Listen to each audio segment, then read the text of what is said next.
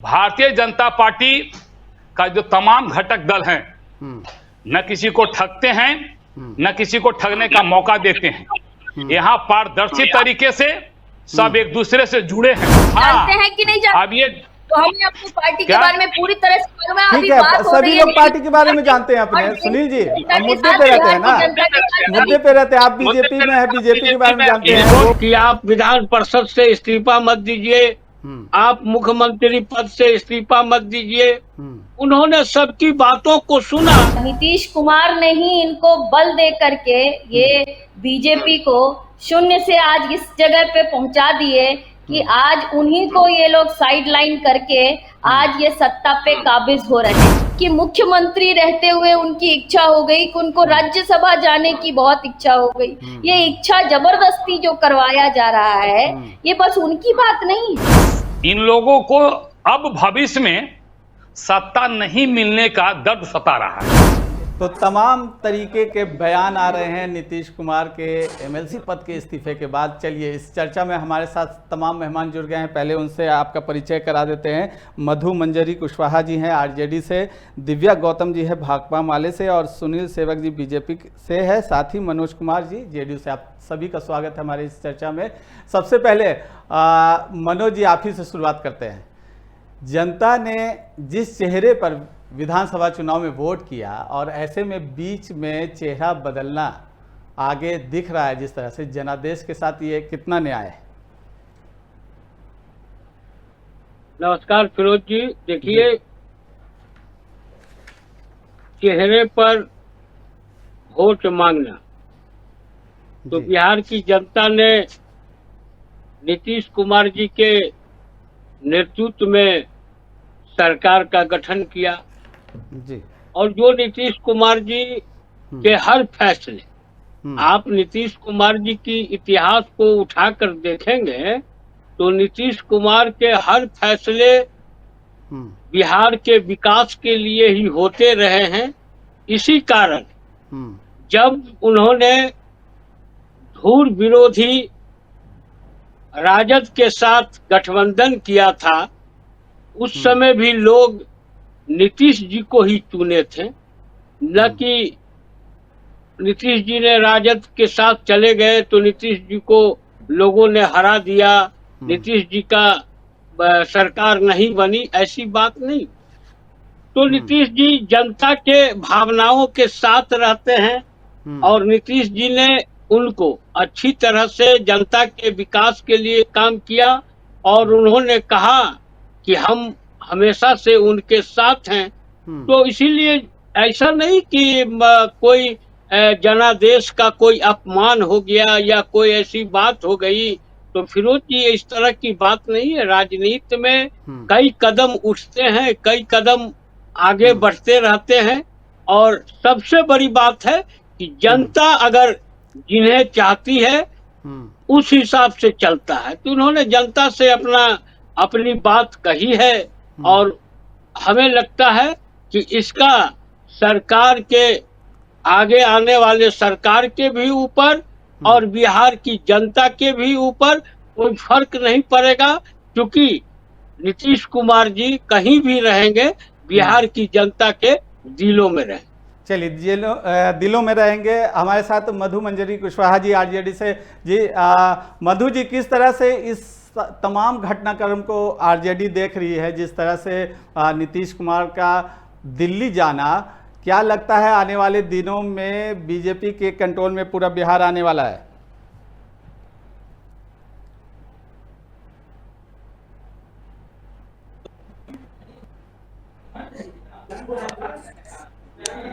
जी मधु जी, आवाज मिल रही है आपको?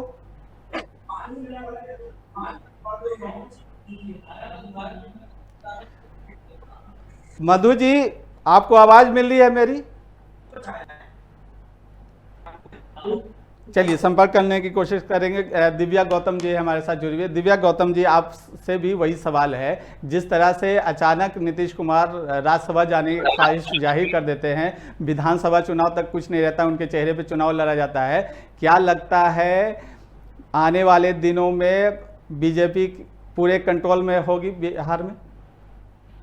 बिल्कुल यही वो ख्वाहिश जाहिर करते हैं मुख्यमंत्री जी, या उनसे ख्वाहिश जाहिर करवाया गया है। वो तो पता ही चल रहा है कि उन्होंने खुद ही इस्तीफा देने के लिए भी वो नहीं जाते हैं। तो ये सबसे पहले कि पूरे बिहार की जनता के साथ ये ठगी किया गया है, उनके नाम पे वोट मांगा गया। अगर आपको यही ख्वाहिश थी या इनसे यही ख्वाहिश करवानी थी तो आप इलेक्शन से पहले ये ख्वाहिश पहले ही कह देते कि इलेक्शन के 3 महीने बाद ही हम ये ख्वाहिशमंद हैं हम। तो ऐसा ना करके आप पूरी तरह से आप देखे होंगे कि क्या बिहार की जनता को ये जानने का अधिकार नहीं था जब वो वोट देने जा रहे थे कि उनके मुख्यमंत्री कौन होंगे और किनके नाम पे वो वोट कर रहे हैं। आज जब उन्होंने इस्तीफा दे भी दिया तो भी लोगों को ये जानकारी नहीं है कि वो कौन उनके मुख्यमंत्री होंगे।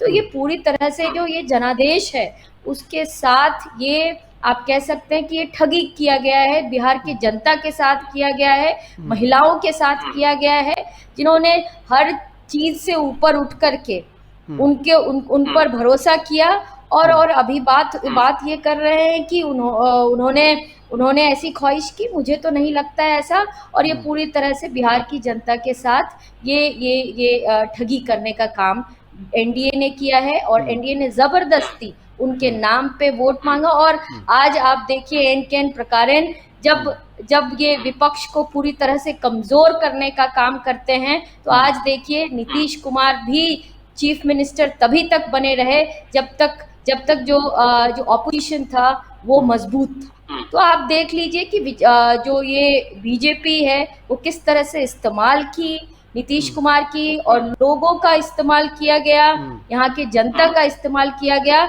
और इसकी भरपाई और इसको लेकर के लोग आने वाले चुनाव में इनको जगह जरूर दिखाने का काम करेंगे जो ये लोगों के साथ इन्होंने किया है। ठीक है सुनील जी, आप ही जवाब दे दीजिए। जिस तरह से पहले से ये सारा चीज़ तय था और नीतीश कुमार के जाने का जो मकसद है, क्या अब बीजेपी सीधा मुख्यमंत्री बीजेपी का बनने जा रहा है? अब तो राज खोल दीजिए। देखिए, अभी जिस पार्टी की प्रवक्ता जी बोल रही थी कि ठगी किया गया, ये किया गया, वो किया गया, तो वो शायद माले की प्रवक्ता है जी। तो माले के लिए बहुत प्रचलित कहावत है, माले के दिल काले। ये आज से नहीं, जब से माले का गठन हुआ तब से ही है। और माले को तो मैं आज से नहीं, अरे आप सुन लीजिए, आप बीच में नहीं, आप बीच में नहीं। आपको माले का इतिहास नहीं पता है, हमें नहीं पता आपके रहता जन्म तो से, अरे आप सुनिए ना, आपके जन्म से पहले से ही माले है, और माले को मैं तब से जानता हूँ जब आप शायद हो सके माले में आप आए भी नहीं हो, इसीलिए मैंने कहा। ठीक है सुनील जी, मुद्दे पे बात करते हैं सुनील जी। ठीक है, नहीं, इसीलिए मैं कह रहा हूँ, ठीक है, मुद्दे पर ही कह रहा हूँ। हाँ, जानते हैं कि नहीं जानते? अब ये तो हमें अपनी पार्टी के बारे में पूरी तरह से मालूम है। ठीक अभी है, बात हो सभी रही लोग है पार्टी के बारे में जानते हैं अपने। सुनील जी, अब मुद्दे पे रहते हैं ना, मुद्दे पे रहते हैं। आप बीजेपी में है, बीजेपी के बारे में जानते हैं, वो माले के बारे में जानते हैं। ये मुद्दा नहीं है, मुद्दे की बात करते हैं। चलिए मुद्दे पे इनको सुनिए एंकर महोदय, इनको ये समझा दीजिए कि बीच में बोलने की आदत छोड़ दें। ठीक है, आप बोलिए, हो गया। ठीक है, हो गया, सुनील जी बोलिए। इसीलिए मैं नहीं, ये जो ठगी वाली बात की ना, हाँ, जो ठगों के सरदार की पूरी पार्टी ही है, जो अपनी पूरी राजनीति ठग करके ही की है, तो वो दूसरे को तो ठग समझेगी ही। भारतीय जनता पार्टी का जो तमाम घटक दल हैं, न किसी को ठगते हैं, न किसी को ठगने का मौका देते हैं। यहाँ पारदर्शी तरीके से सब एक दूसरे से जुड़े हैं, पारिवारिक संबंध है हमारे बीच पार्टियों के अंदर। आपने देखा होगा, आज से नहीं 20 बरस से ये जो घटक दल है, इसका जो गठबंधन है वो नेचुरल गठबंधन है। इस गठबंधन इतना बढ़िया परफॉर्मेंस और इतना बढ़िया रिस्पॉन्स जनता के बीच है कि जनता 20 वर्षों से लगातार नीतीश कुमार जी को मुख्यमंत्री बनाते आई है। अभी मनोज लाल दास जी कह रहे थे, वो चाहे एनडीए के साथ हों, चाहे वो इंडी गठबंधन के साथ हूं। नीतीश जी का चेहरा ही बिहार की जनता के लिए सम्मान था, और वो जिसके साथ गए सत्ता उसी की आई। ये क्वालिटी थी नीतीश कुमार जी में। इसलिए मैंने कहा कि नीतीश जी कोई ठग लेगा, कोई बरगला लेगा, कोई फुसला लेगा, ये इस धरती पर संभव ही नहीं है। ये सब काम घमंडिया गठबंधन के तहत होता है, हमारे यहाँ नहीं होता है। और अब रह गई बात जो आपने प्रश्न पूछा, स्वाभाविक है उनकी इच्छा थी, उन्होंने अपनी इच्छा जाहिर की थी कि मैं चारों सदन का सदस्य बनना चाहता हूं, और उसका उनकी इच्छा का ख्याल एनडीए के घटक दलों ने रखा और उनको राज्यसभा भेजा गया, और आज विधिवत उन्होंने विधान परिषद से त्याग पत्र दे दिया। अब जैसे कि भारत के संविधान के तहत, विधायी संविधान के तहत 14 दिनों के अंदर किसी एक हाउस से रिजाइन करने की बात होती है, वो आज कर दिए। और अब उसी भारतीय संविधान के तहत, अंबेडकर जी के दिए गए उसी नियम के तहत 6 महीने तक कोई भी व्यक्ति मुख्यमंत्री या मंत्री रह सकता है। तो एक ऑप्शन तो खुला है। अब हम आगे हम लोग देखेंगे, नीतीश जी जैसा चाहेंगे, जैसा सोचेंगे, घटक दल उसी अनुसार कार्य करेगा, ये आज भी तय है। और मैं जानता हूं कि नीतीश जी हमेशा बिहार की अच्छे के लिए ही सोचे हैं। अभी हमारे मनोज लाल मनोज जी कह रहे थे, वो राज्यसभा गए हैं, बिहार से बाहर नहीं गए हैं। वो कहीं भी रहेंगे, बिहार के हित के लिए ही सोचेंगे, बिहार के हित की ही बात करें। भले सत्ता की कुर्सी पर कोई बैठे, वो एक दिगर बात है, लेकिन चला था पहले से भी नीतीश जी का, चल रहा है नीतीश जी का, चलेगा भी नीतीश जी का। नीतीश जी का ही निर्णय शर्मान होगा, ये तय है। घटक दल उनको अभिभावक के रूप में सदैव इज्जत करता रहेगा। चलिए ठीक है। मधु जी जुड़ गई है, मधु जी तक आवाज जा रही है, उनसे एक रिएक्शन ले लेता हूं मैं, फिर मनोज जी आपके पास आऊंगा। मधु जी, क्या आवाज आ रही है अभी आपको?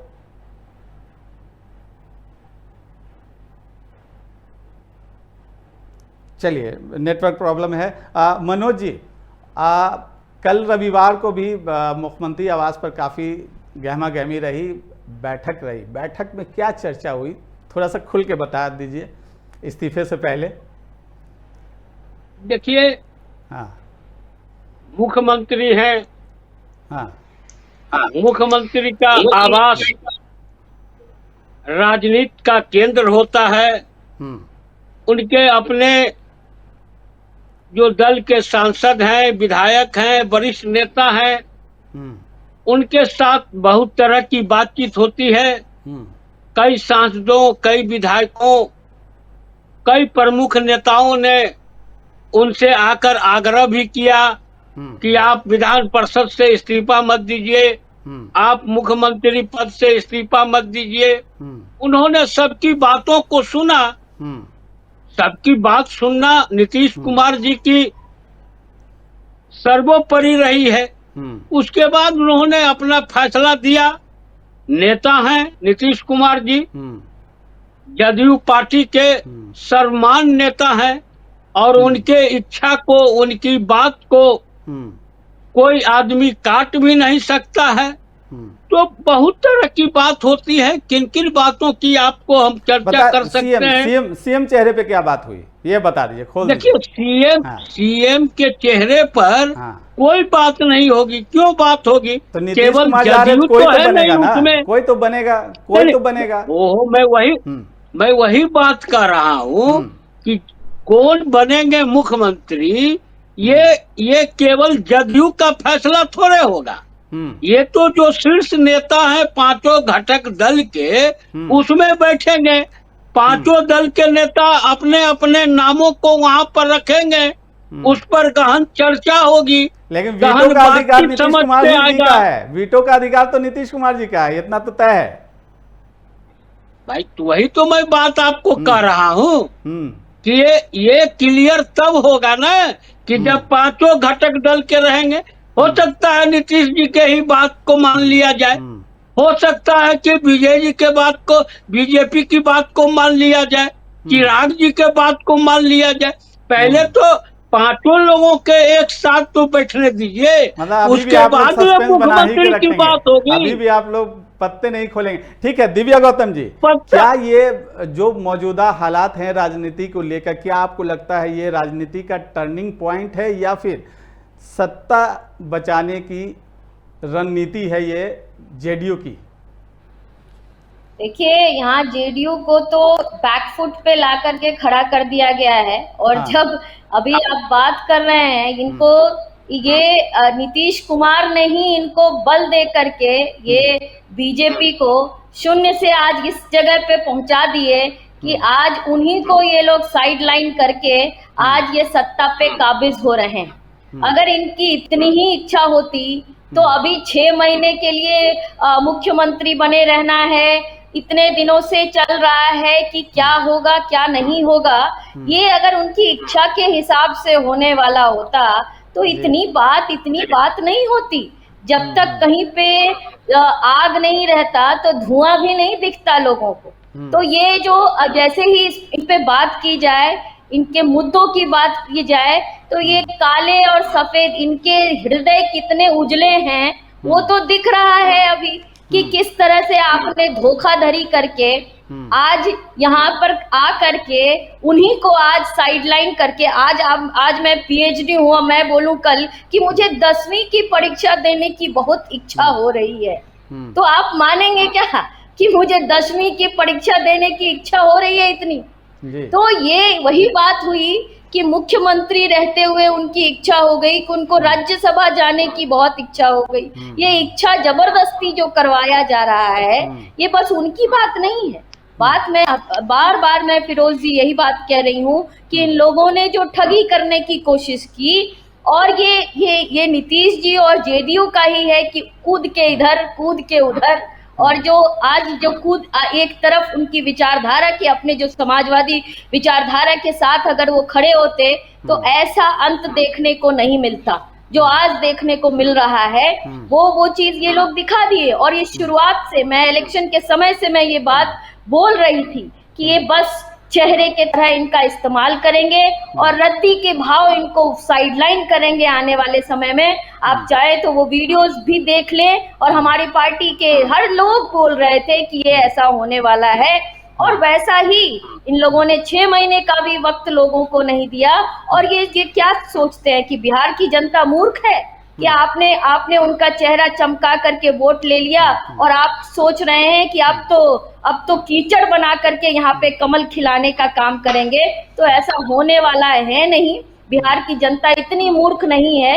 एक बार आप पे भरोसा करके, नीतीश जी पे भरोसा करके इनके साथ इनको वोट मिल गया, आने वाले समय में बिहार की जनता इनको दिखा देगी कि इन्होंने जो धोखा देने का जो काम किया है और ये जो बेवकूफ बना रहे हैं लोगों को, ये बेवकूफ बनाने का काम ना करें। और अभी आप देखिएगा, इनकी पहले से ही मंशा थी कि चीफ मिनिस्टर, और अभी भी देखिए जितने भी इम्पोर्टेंट पोर्टफोलियोज हैं इन्होंने अपने नाम कर लिए, और अब एक मुख्यमंत्री का एक स्पेस बाकी था, वो भी हथियाने का काम ये लोग कर लिए हैं। ये सबको दिख रहा है और लोगों को ये मूर्ख बना रहे हैं। और अभी तक लोगों के मन में संशय है कि कौन मुख्यमंत्री, आगे के मुख्यमंत्री कौन होंगे। क्यों ऐसा संशय है? इनकी अगर इतनी ही इच्छा है तो इनकी इच्छा के हिसाब से अगर मुख्यमंत्री पद के में कौन आने वाले समय में होंगे, ये तो जानने का अधिकार हम सबको है। चलिए यही सवाल ले लेते हैं दिव्या जी, यही सवाल ले लेते हैं। सुनील जी हैं,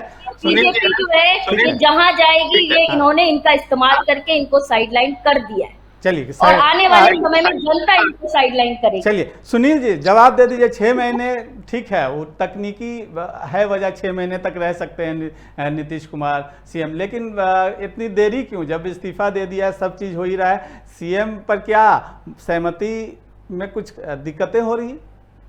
अच्छा देखिए, ये आप पहली बार देख रहे होंगे जी कि विरोधी जो कल तक पानी पी पी कर नीतीश जी को कोस रहा था, आज नीतीश जी के जाने पर छाती पीट पीट कर रो रहा है ना?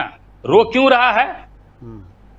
इन लोगों को अब भविष्य में सत्ता नहीं मिलने का दर्द सता रहा है, क्योंकि अभी तक समाजवादी के नाम पर नीतीश कुमार जी कभी कभी इन लोगों को समाजवादी के पुत्र होने के नाते मौका दे दिए थे, लेकिन हालात में जब कोई बदलाव नहीं हुआ तो नीतीश जी ने प्रण कर लिया कि अब तो किसी भी हाल में इन लोगों के साथ नहीं जाना है।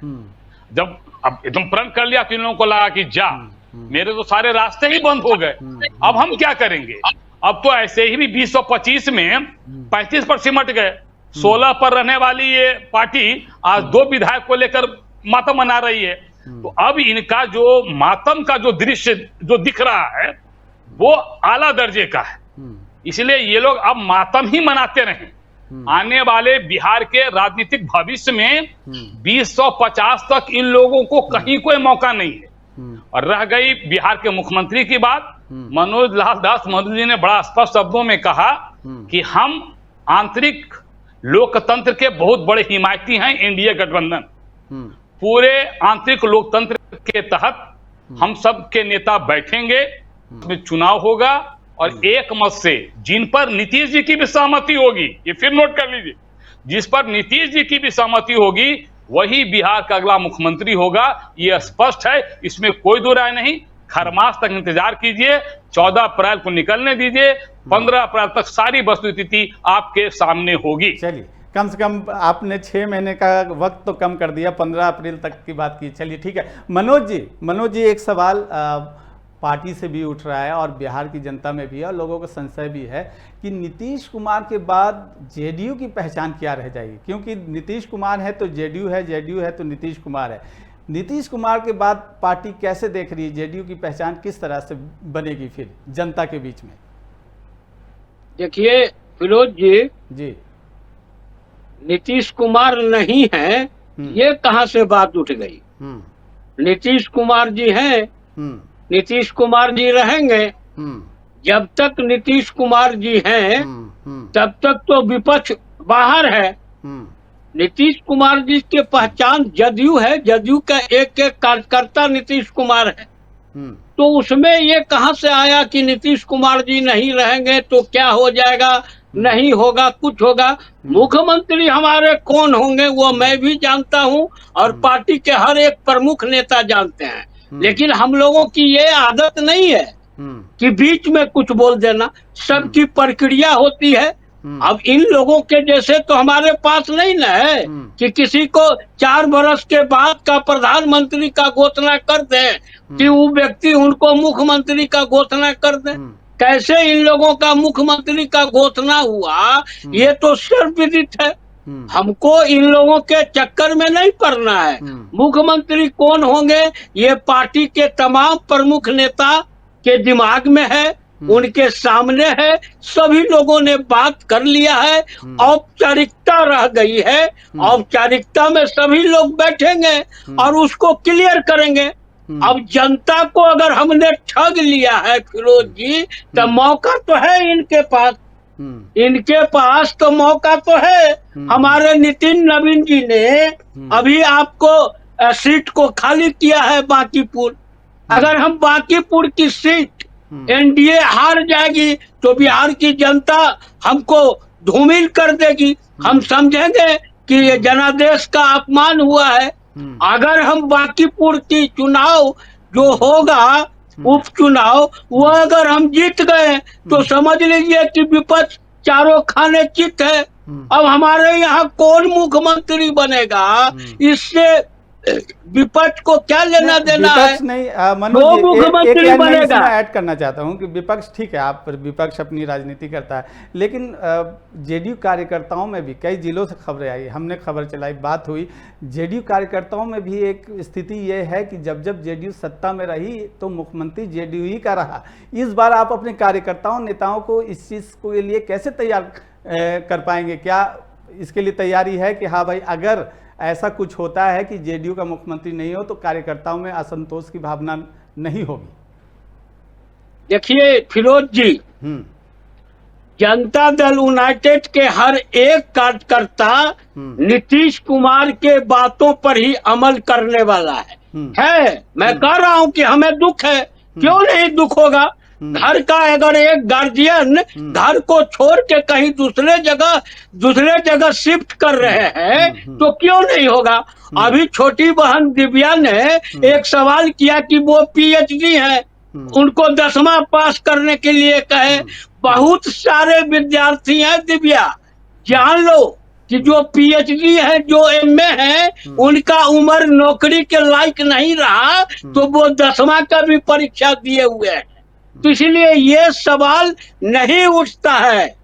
सवाल ये उठता है कि आखिर हमको बिहार का विकास करना है और मुख्यमंत्री कोई रहेंगे, बिहार के विकास के लिए हम संकल्पित हैं। बिहार को लूटने के लिए हम संकल्पित नहीं है। इसीलिए हमारे कार्यकर्ता प्रो नीतीश कुमार जी हैं। दुख हमें भी है कि 20 वर्षों तक जिसने अभिभावक के रूप में बिहार को सींचने का काम किया, बिहार के विकास के वो वाहक रहे, चाहे हम किसी के साथ रहे, बिहार की जनता ने हमारे ऊपर विश्वास किया। तकलीफ है हमें, लेकिन हम हमारे नेता नीतीश कुमार के सम्मान के लिए, नीतीश कुमार जी के इज्जत के लिए, नीतीश कुमार जी के बातों को लिए हमारे कार्यकर्ता फिर नीतीश कुमार जी के साथ रहेंगे।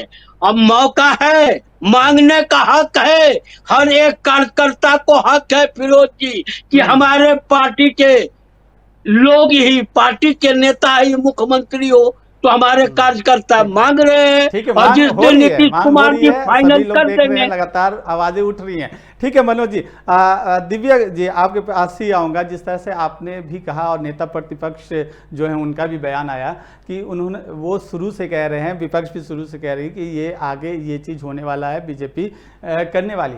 तो विधानसभा चुनाव में क्या आप लोगों को अगर पहले से पता था ऐसा हो रहा है, जिस तरह से आप लोग दावा कर रही हैं, आप लोग जनता तक सही मायने में इस संदेश को पहुंचा नहीं पाई, जनता को सही से कम्युनिकेट नहीं कर पाई इस चीज़ को लेकर कि ये चीज़ आगे चल के हो रहा है जिसे आप वोट दे रही हैं, विपक्ष में कमी रह गई? देखिए, हम लोगों ने शुरुआत से ही ये बात कही, लेकिन इन लोगों ने जिस तरह से उनको सीएम पेश आगे करके उन्होंने चुनाव लड़ा और जिस तरह से 10,000 रुपए बांटे गए, उन सब चीजों के बारे में हम बाद में बात करेंगे। लेकिन बात यहाँ पे इन्होंने जो अभी हमारे जो प्रवक्ता थे उन्होंने जो बात कही कि जब आप स्थिति ऐसी बना करके रख दिए हैं कि लोगों के पास कोई ऑप्शन नहीं बचता है, और जब उन्होंने नीतीश कुमार पे भरोसा, अगर आपको यही सारी बातें करनी थी कि आपको राज्यसभा में जाना था और उनको चीफ मिनिस्टर नहीं बनाना था, तो आप यही सारे जो वक्तव्य अभी बोल रहे हैं वो जनता के सामने क्यों नहीं आपने रखा? मुझे नीतीश कुमार हो या कोई भी हो, उससे सबसे ज्यादा जरूरी बात इनके कार्यकर्ता वहां जा करके प्लेटें फोड़ रहे हैं, वो भी आप लोग देखे ही होंगे, सबने देखा। यहाँ लोगों के बीच में अगर आपने ये बात सही से कम्युनिकेट कर दिए होते कि हम जो हैं जेडीयू की ये हालत हो गई है कि आने वाले समय में 2-3 महीने में ये हमें साइड करेंगे और बीजेपी के कोई मुख्यमंत्री होने वाले हैं, तो जनता डिसाइड कर लेती। लेकिन इन्होंने, यही बात मैं बार बार कह रही हूँ कि इन्होंने जनता के साथ धोखा किया है। मैं नीतीश कुमार हो या कोई भी हो, आप जिस किसी को और बोल रहे हैं कि कौन आपके, ये हम लोग तय करेंगे। 2014 के चुनाव में जब आप अभी के जो प्राइम मिनिस्टर हैं वो गुजरात के मुख्यमंत्री होते हैं, तभी से आप ढोल बजाते फिरते हैं कि मोदी जी के नेतृत्व में हम लोग चुनाव लड़ेंगे। तो आज बिहार की जनता के साथ आपने क्यों ठगी की? क्यों उनको ये बात साफ साफ आपने नहीं कहा कि आने वाले समय में बीजेपी के जो होंगे वो मुख्यमंत्री होंगे, हम आपको झुंझुना पकड़ा रहे हैं और 3 महीने 4 महीने के बाद इनको हम आउट करेंगे बिहार से नीतीश कुमार को, तो जनता आपको बता देती। जो बात आज बड़े साफ गोई से आप लोग बोल रहे हैं उस समय ही बोलते। तो आपने जनता को ठगने का काम किया है। और इन्होंने बहुत अच्छी से बात की कि जो हालत विश्वविद्यालय की इन्होंने कर दी है, और अभी आप बोल रहे हैं कि पीएचडी करने के बाद 10वीं की सोचिए कि स्थिति क्या है बिहार में शिक्षा व्यवस्था की, कि जो पीएचडी कर रहे हैं वो 10वीं की परीक्षा दे करके नौकरी के लिए घूम रहे हैं। जो बात ये कह रहे हैं वही जो है आज के समय में नीतीश कुमार की भी हालत हो गई है कि इतने उच्च पोजीशन पे जाने के बाद उनको 10वीं जैसी जो ये राज्यसभा की सीट के लिए उनको जाना पड़ रहा है। तो ये इनको सोचने की जरूरत है और जनता इनको दिखा देती। अगर ये साफ साफ ये बात इन्होंने धोखा अगर नहीं किया होता तो बिहार की जनता जो रिजल्ट जो इस बार देने का जो काम की है वो रिजल्ट इनका नहीं आता। चलिए ठीक है, समय की कमी है, क्लोजिंग कमेंट लूंगा मैं तीनों से बारी बारी। सुनील जी आपसे शुरुआत करते हैं। आपने 15 अप्रैल तो बता दिया, खरमास खत्म होने दीजिए। क्या कोई भी जो भी मुख्यमंत्री बनेगा अब बड़ी जिम्मेदारी होगी, बड़ी जिम्मेदारी सुशासन की छवि की बरकरार रहेगी बीजेपी के पाले में अगर गेंद आती है तो? देखिए, सुशासन तो एनडीए का यूएसपी है भाई। एनडीए का कोई भी मुख्यमंत्री रहेगा तो बिहार में सुशासन हर हाल में स्थापित करेगा ही, बिहार को विकसित करेगा ही करेगा, बिहार को और ऊपर ले जाने का कार्य करेगा ही करेगा। यही तो हमारी सबसे बड़ी पूंजी है और इस पूंजी के बल पे तो जनता में वोट दे रही है, जनता हम पर विश्वास कर रही है। इसलिए मुख्यमंत्री की कोई भी हो, उद्देश्य एक ही है, बिहार को और विकसित बनाने की योजना। चलिए ठीक है, मनोज जी 30 सेकंड में आखिरी कमेंट। देखिए फिरोज जी, समय का इंतजार रहता है। चुनाव के टाइम में विपक्ष के लोग नीतीश कुमार जी के बारे में क्या क्या ने कहा ये भी बिहार की जनता जानती है। और नीतीश कुमार जी ने चुनाव के पूर्व भी और चुनाव के समय भी अपने भाषणों के क्रम में राज्यसभा जाने की इच्छा व्यक्त कर चुके हैं। अब बाकी तो इन लोगों का औकात क्या है, कितने जनता इनको जानती है, कितना मेरे खिलाफ है, वह कुछ ही दिनों के बाद जब बांकीपुर का उपचुनाव होगा तब देख लिया जाएगा जनता किनके साथ। चलिए दिव्या गौतम जी आखिरी 30 सेकंड में कमेंट कि आने वाले दिनों में ये मुद्दा को लेकर विपक्ष जन जन तक जाएगी। बिल्कुल, ये लोकतंत्र पे जो इन लोगों ने हमला किया है, धोखा किया है, इसके खिलाफ हम लोगों के बीच में जाएंगे। और इनको जो इनका जो कहना है कि विपक्ष का सफाया हो गया है, तो ये अपने दिन भी याद कर लें कि 2 से आज यहाँ तक पहुंचे। इसलिए कभी मना सोचे कि विपक्ष जो है मुंह में चुप हाथ लगा करके बैठी हुई है। इन लोगों की जो धोखाधड़ी है, यहाँ के जनादेश जो दिया गया है, यहाँ की जनता भी समझती है। और आज जब होम मिनिस्ट्री इनके हाथ में आया है तो देखिए बिहार की हालत क्या है। नीट से लेकर के छपरा की घटना आप देख ही रहे हैं, महिलाओं के साथ जो हो रहा है, हिंसा अपराध की घटनाएं बढ़ी हैं। और जैसे ही बीजेपी जो है वो इस सत्ता में आएगी और इस तरह की जो घटनाएं हैं, इस तरह के जो अपराध हैं, हिंसा है, उसमें बढ़ोतरी होगी। और इसके खिलाफ इस जनादेश को जो इस लोगों ने धोखा दिया है, ठगी किया है, इसके खिलाफ जन जन तक जो है वो विपक्ष जाएगी। चलिए, तो तमाम राजनीति की खबरें से आपको हम यूं ही रूबरू कराते रहेंगे। मनोज कुमार जी, दिव्या गौतम जी और सुनील सेवक जी, हमारे चर्चा से जुड़ने के लिए बहुत बहुत धन्यवाद आपका। तो नीतीश कुमार ने एमएलसी पद से इस्तीफा दे दिया है। अब आने वाले दिनों में मुख्यमंत्री पद से इस्तीफा कब देंगे, इस पे सबकी नज़र है। हालांकि बीजेपी के प्रवक्ता कह रहे थे कि अभी खरमास खत्म होने तक का इंतज़ार कीजिए, 14 अप्रैल के बाद यानी 15 अप्रैल तक ऐसी सारी जितने भी सवाल हैं उन सवालों का जवाब जल्द एनडीए की तरफ से मिल जाएगा। मुख्यमंत्री पद से नीतीश कुमार कब इस्तीफा देते हैं, मुख्यमंत्री का चेहरा कौन होगा एनडीए की तरफ से, क्या बीजेपी का मुख्यमंत्री बनेगा, क्या जेडीयू का फिर से मुख्यमंत्री बनेगा, इन तमाम सवालों पर विराम 14 अप्रैल के बाद लग जाएगा। फिलहाल सबको इंतज़ार करना होगा। बिहार की राजनीति में ऐसे कई सवाल अभी चर्चा में रहेंगे, आने वाले दिनों में कई बयानों के तीर चलेंगे। फिलहाल NBC 24 पे आप सभी बने रहिए, क्योंकि यहाँ खबरों का सिलसिला कभी थमता नहीं।